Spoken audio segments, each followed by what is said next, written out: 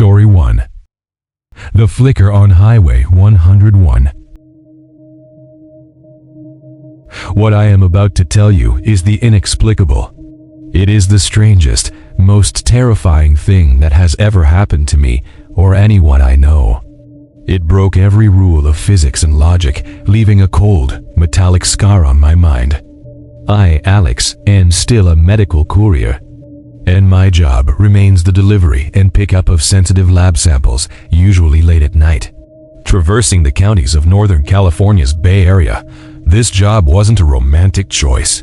It was a necessity when you live in the more rural, scattered towns of Northern California, connected by the legendary Highway 101, a long, winding strip of asphalt that cuts through redwood forests and desolate farmlands.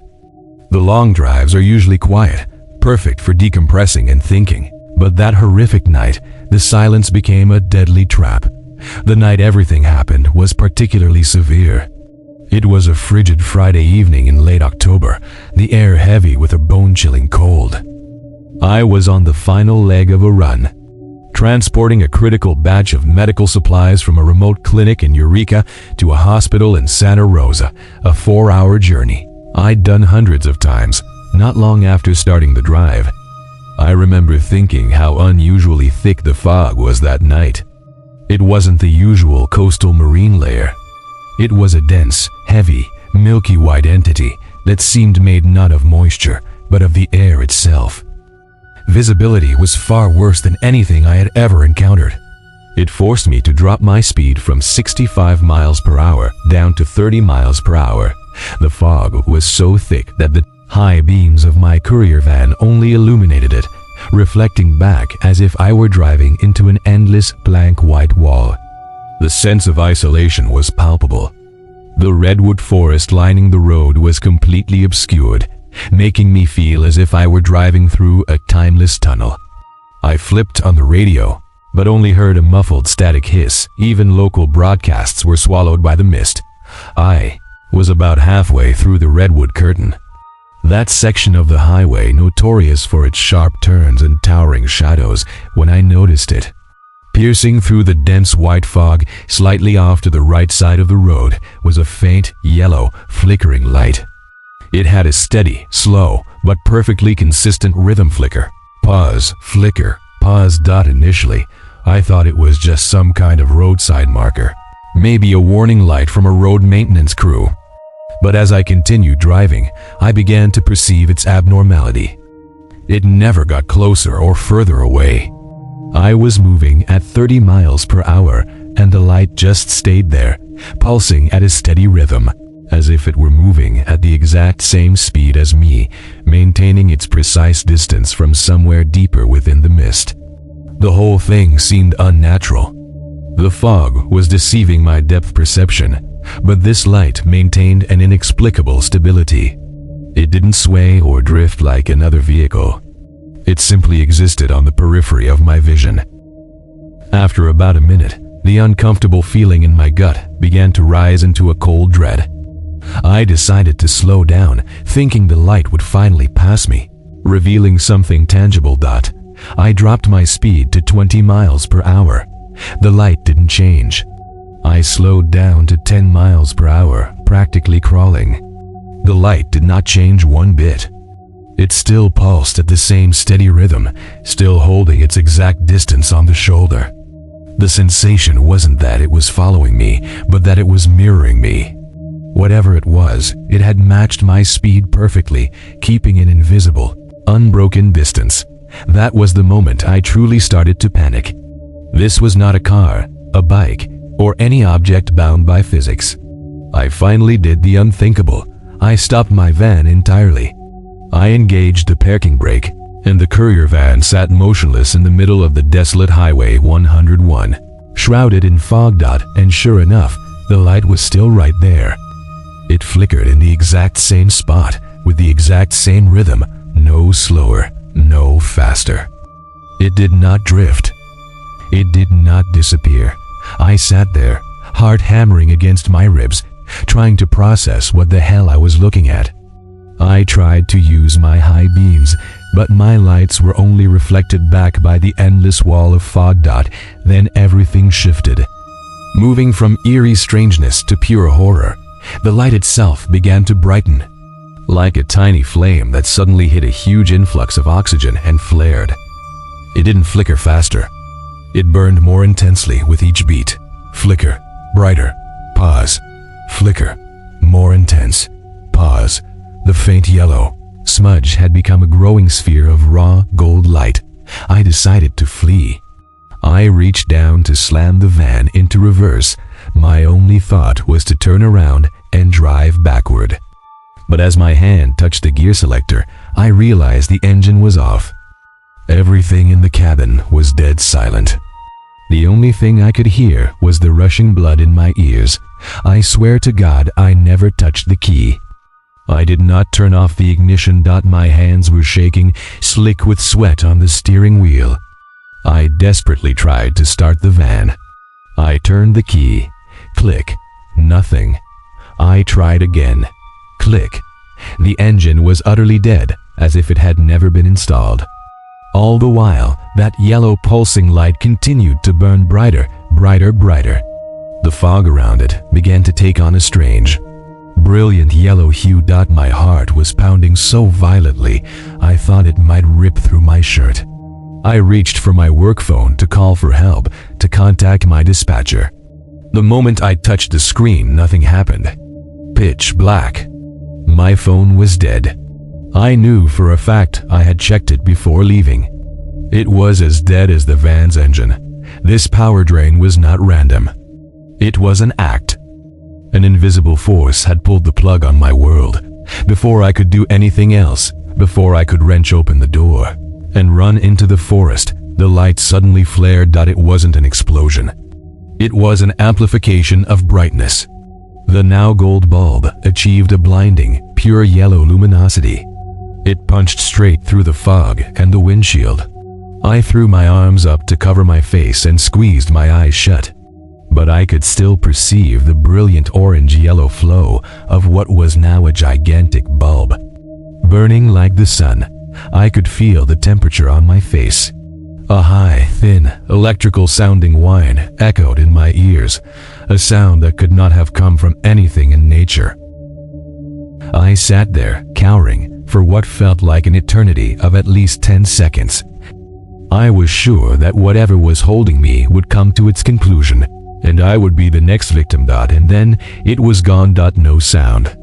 No fading. It simply ceased as if it had never been there. The sudden silence after the whine and the searing light was more terrifying than its presence. The fog was still thick, but now there was a dark, cold void where the light had just burned. My heart was still racing. But I instinctively reached for the ignition once more. This time, the engine started instantly, perfectly normal. My headlights cut through the fog again, and the static radio suddenly blared to life with loud, distorted music. I did not waste another second. I slammed the gas pedal down, drove well over the safe speed, and bolted for home. I didn't look in the rearview mirror or at the roadside again. My eyes were locked on the path ahead. I had left something behind, and I didn't want it to catch up. Nothing else happened that night. I've told this story to a few people, but I always get the same skeptical looks. The best theory I ever heard was that it was the ghost of a lost driver on Highway 101. A traffic accident from decades ago, their headlight broken. Forever searching for a place to stop, caught in an endless loop of wandering the fog. But the way my van died, the way my phone's battery was drained, and the way the light could perfectly mirror my speed, that was no mere phantom. That was an electrical entity, a digital predator, and it had locked onto me. Since that night, I've changed my route, and I never drive alone on Highway 101 during a heavy fog. But sometimes in the dead of night, I think I see a yellow flicker in my rearview mirror, holding the same perfect distance. And I know it is still out there, waiting.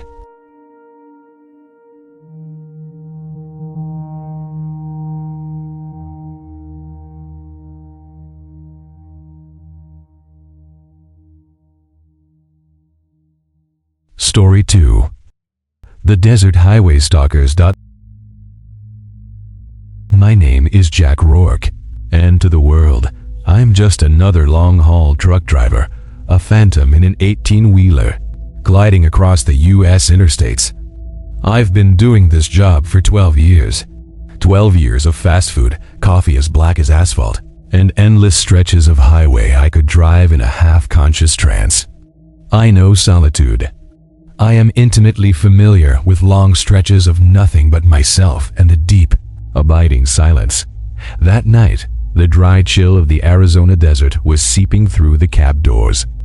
I was on Interstate 40, I-40, a dark ribbon of asphalt cutting through the sheer, unadulterated emptiness of northern Arizona, somewhere between the faint bustle of Flagstaff and the unnerving quiet near the California border. It was 1:37 a.m., no towns, no strip lights, no gas stations for miles. Just the steady rumble of my truck, the tires chewing the pavement, and above me, a black velvet tapestry scattered with diamonds, a sky so full of stars you felt you could reach out and touch them. A beautiful sight, but in that isolation, that beauty easily morphs into a terrifying sense of exposure. I was about an hour and a half from my next drop-off, a warehouse in Barstow, California. When I first noticed it, I glanced into the large, rectangular side mirror, which usually only reflected the faint red glow of my trailer markers. Tonight, something else was there, a heavy-duty pickup truck, pitch black and seemingly without headlights save for two tiny, owl-like pinpricks of light, was tailing me. It wasn't riding my bumper. It was maintaining a deliberate distance, a gap that even I, who typically paid little mind to the world, recognized as too steady. I bumped my speed from 70 miles per hour to 75 miles per hour. The pickup accelerated to match. I dropped it to 65 miles per hour and it drifted back. Maintaining that exact same space, I flashed my high beams, a crude truck driver signal, either pass or back off. There was no response. It just stayed there, hovering. It looked like a newer model, blacked-out Chevy Silverado, no plates, no reflective details. Just a light-devouring block of blackness. For nearly 45 miles, its presence was an unemotional, persistent lump in my mirror, never attempting to overtake, never falling behind. It was my inseparable shadow dot. My initial annoyance gradually shifted into something colder. This wasn't an impatient driver or a state trooper. This was something stalking. I tried to rationalize it. Maybe it was another driver on cruise control, stuck behind me. But at 2:12 a.m., on a nearly deserted highway between Flagstaff and Kingman? Impossible. The unease curdled into a simmering rage. I'd been on the road long enough to know when something was wrong. People didn't drive on I-40 in the middle of the night just to admire the rear of a stranger's trailer. I recalled a small, abandoned rest area a few miles ahead, just before Kingman. It was a dirt pull-off, no services, just an old, weathered concrete outhouse. A perfect spot to pull over and force the shadow to reveal itself. I slowed down, hit my signal, and swung my massive rig into the rest area. I drove slowly, allowing myself one last look in the mirror. Sure enough, the black pickup swung in. It didn't drive up near me. It parked way off in the furthest corner of the pull-off, lost in the deep shadows of a few sparse junipers. From there, the occupants had a perfect view of my truck and the empty lot. My confusion was replaced by pure, reckless fury. Enough, I killed the engine. The cab settled into silence, broken only by the ticking of the cooling metal. I grabbed a heavy tire iron I kept near the door, stepped down from the cab. I strode aggressively towards the pickup. Whoever was inside must have seen me, a large, angry man walking straight for them. "Hey, what's your problem?" I yelled, my voice cracking in the dry air. Their reaction was instantaneous. The pickup's engine roared to life, not a normal start, but a harsh, violent rev. Before I could get close, they spun the wheel, tires screeching on the gravel and sand, and the vehicle shot away like a bullet. kicking up a massive dust cloud that swallowed its own headlights. As they sped past me, I tried to catch a glimpse. The windows were tinted black, completely opaque. No face, no silhouette, just blackness reflecting the faint moonlight. They fishtailed onto the highway, the tires letting out a long, grating shriek before finding purchase, and they were gone. I stood there, breathing in the dust and the abrupt silence. Part of me felt relieved, but the other part felt a deep, chilling sense of wrongness. The stalking was over, but the terror was not. They had been watching me. I approached. They fled. Not out of fear of being caught stealing, but out of fear of being seen. I was exhausted. The adrenaline had me wired, but after a quick call to my wife to reassure her, without mentioning the stalking, I decided I deserved a short nap. I checked all the latches on my trailer doors. The cargo was a valuable shipment of electronic components. Everything was triple-locked. I climbed back into the cab, pulled the curtains, and settled down. I'm an extremely light sleeper. It's a necessary adaptation in this job. Any unusual sound would wake me. About an hour into my sleep, I was roused by the faintest of noises. Scrape, scrape. It wasn't the wind. It was the sound of footsteps on loose gravel. I held my breath, listening. The sound was coming from the rear. Close to the trailer. My heart began to hammer frantically, a quick rattling beat like a machine gun. I slowly, very slowly, peeled back a tiny corner of the sleeper curtain. And I saw them, two figures, tall and lean, standing near the rear wheels of the trailer. Both were wearing dark caps and dark jackets. They were not typical cargo thieves. The way they moved was methodical, horribly quiet. They were crouched low, examining the undercarriage locking mechanisms, trying to figure out how to release the locks without making any significant noise. One of the men pulled out something that glinted in the moonlight, a large set of bolt cutters, almost a breaching tool. In that moment, a chill that had nothing to do with anger or adrenaline ran down my spine. They weren't just there for the cargo. Their stealthy approach, their silence, and the pickup that had followed me. This was beyond a simple theft. That was enough. Without thinking, I slammed my palm down onto the truck horn. The sound was a pure gut-wrenching roar, loud enough to shake the cab and shatter the terrifying silence of the desert. Their reaction was immediate. Both men sprang up, not in a startled jump, but a reflexive cornered animal motion. They scrambled, but not towards the sparse woods, but towards the thicket near the exit. And then, less than 10 seconds later, I heard the familiar engine roar. Headlights materialized out of nowhere. The black pickup. It came back, but this time, it kept its headlights off. It drifted in, tires scraping the gravel like a giant serpent, picked up the two figures, and vanished into the night. The engine giving a brief, sharp rev before falling silent. Too coordinated. Too quiet. I called the Arizona Highway Patrol instantly. My voice was shaking. When the officers arrived 2 hours later, they helped me inspect the truck. Sure enough, there were fresh pry marks along one of the lower locking arms. Small nicks in the metal. They listened to my story, nodding professionally but without conviction. "This is a common cargo theft corridor, Mr. Rourke," one officer said. "They spot the high-value rigs, follow, and wait for the driver to fall asleep. The pickup was shadowing you, waiting for that moment. When you hit the horn, they knew the game was up, and the wheelman, who was waiting, picked them up." I understood their explanation, but I couldn't accept it. It wasn't like that, I argued. A cargo thief runs into the woods, gets away. These guys ran straight to the vehicle. And the pickup. It had parked in a perfect spot to watch me from the start, and it came back with its lights off, gliding in for the pickup. Too professional. It felt like a hunting party. I didn't tell them about the chill that ran down my spine, the terror of the silence, the coordination. Those men hadn't just been trying to pick a lock. They seemed to be trying to infiltrate. Since that night, I've changed my routes. I never stop in the same place twice, and I keep a heavy flashlight within reach. But sometimes, when I look into my side mirror in the middle of a deserted highway night, I still feel it, the sense of being watched. I see the image of the black pickup, lights off, only two small pinpricks like the eyes of a hidden predator. I don't think they were thieves. I think they were stalkers. And they are still out there, cruising the desert highways, waiting for the next catch. I was just the one who got lucky and escaped. Story 3.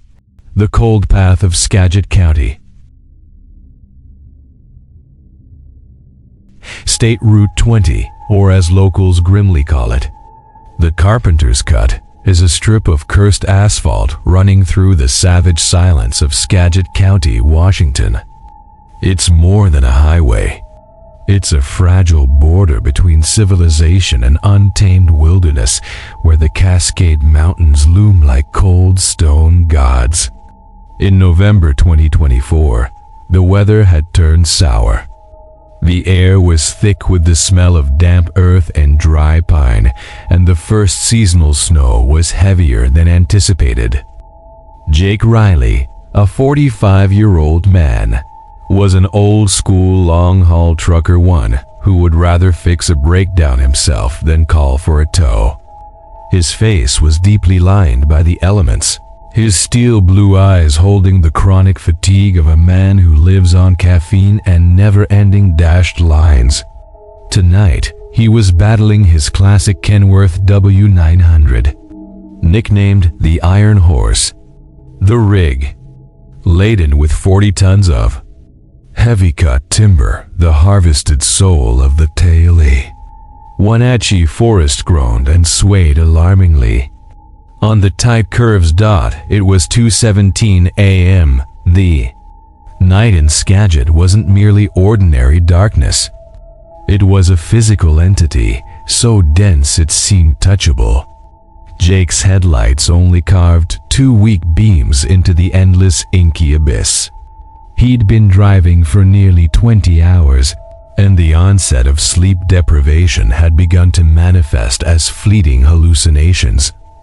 Once, he swore he saw a tall figure standing right in the road, but when he blinked, it was only a broken pine tree trunk. He knew he had to stop immediately. His sanctuary was the old Skagit State Way Station, a derelict monument abandoned since the 70s. It was nestled deep within the dense forest, over 50 miles from the nearest town of New Hallam, right at the confluence with the Wenatchee National Forest. This spot was perfect. No one dared to come near. The isolation provided an inverted sense of safety.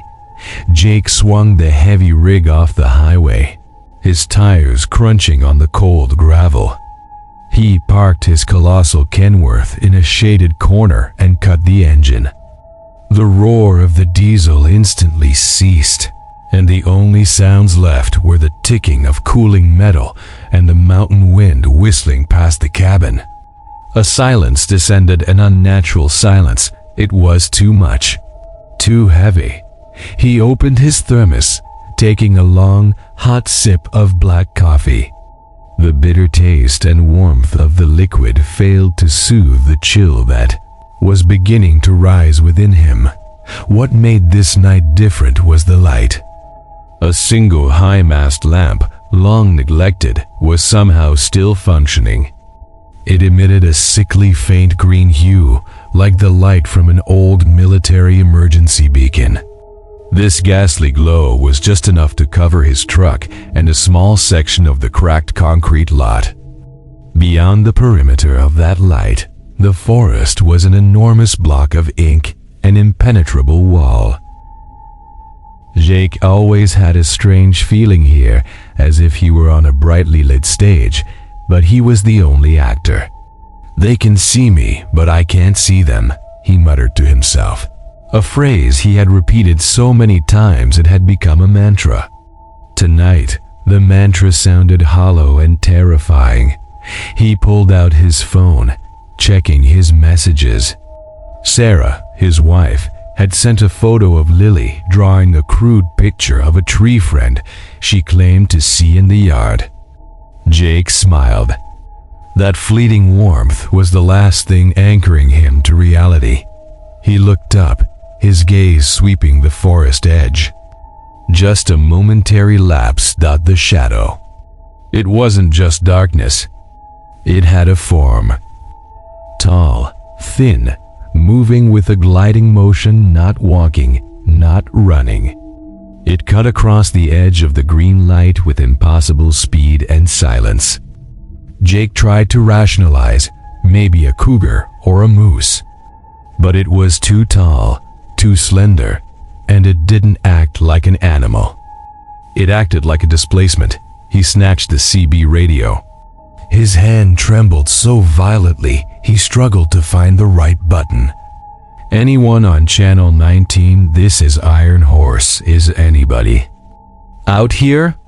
His voice was hoarse, only electronic static, cold, and random crackles. Then a peculiar noise, a short, repetitive sound, like a soft tap into the microphone, sounding like breathe. Breathe, breathe. Jake immediately turned it off. When he turned back, they were there. Right under the sickly green high-mast lamp, 3 figures stood side by side. They were taller than any men Jake had ever seen, perhaps 7 feet or more. Their shapes resembled gaunt lumberjacks in long coats, yet they stood utterly still.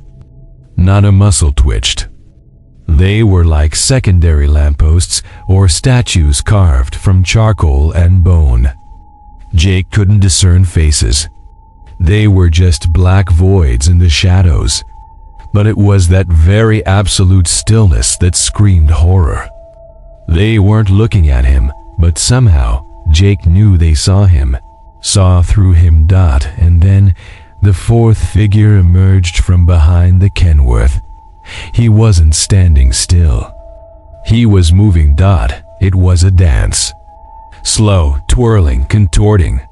He moved his knees and ankles at unnatural, almost impossible angles. His elbows and wrists swayed loosely, as if the bones had long been broken, but were held together by some invisible sinew. He spun around, his back to Jake, but in the ghostly green light, Jake could see that he was the tallest of them, nearly reaching the base of the lamppost. Jake felt his stomach seize. This entire scene, the green light, the 3 still figures, and the dancer triggered a deep, locked away part of his mind. The dancer was familiar. 7 years ago, a close friend of Jake's, a trucker named Eddie, had a horrific accident on this cold curve just miles from the way station. Eddie's truck had flipped, and Eddie was thrown clear of the cab. When Jake arrived, it was already too late. But the last image he had of Eddie was of his broken body, impossibly contorted on the snow. Eddie, a jovial man, had a distinctive, slightly goofy dance he did whenever he was happy. Now, the dancer under the lamppost was reenacting Eddie's dance, but with a deadly twist. He wasn't dancing joy. He was dancing the breaking, the agony, and the revulsion of death. Jake was wide awake, not a sleep-deprived illusion. This was pure, physical horror, given shape and rhythm. All he wanted was to escape. Without thinking, he tossed the half-empty coffee mug onto the dash, starting the Kenworth. The roar of the diesel thundered through the woods, shattering the brutal silence.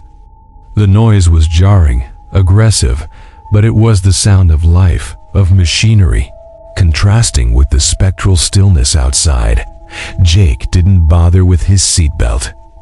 He slammed the gear shift, reversed hard, wheels spinning on the gravel, and then launched onto State Route 20.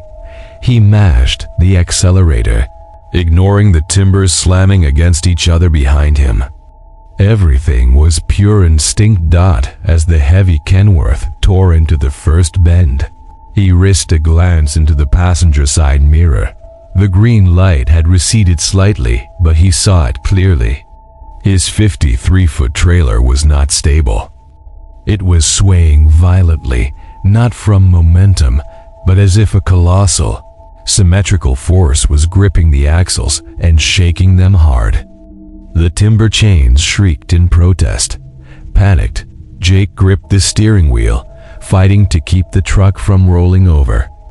He looked back at the lamppost. The 4 figures still stood there.